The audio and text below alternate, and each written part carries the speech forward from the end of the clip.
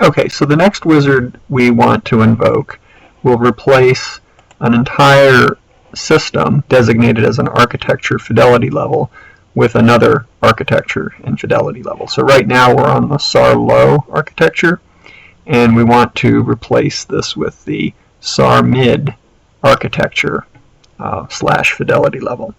So we press our wizard button, and again we look at the command prompt, and it asks us which wizard we want, and we say number 3 for replace system. And then it asks us the most important question, which is which architecture fidelity level would you like to use?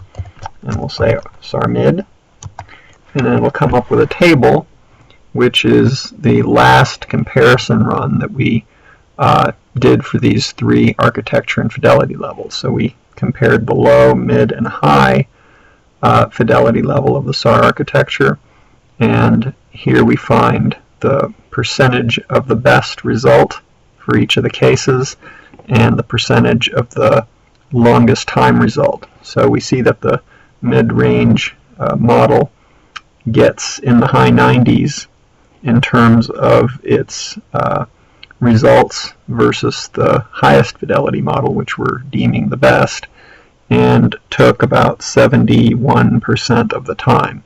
So that seems like a pretty good deal. We would choose to select that model because we can get very good results with considerably less time. So we'll say yes, we still want to replace, and we're done.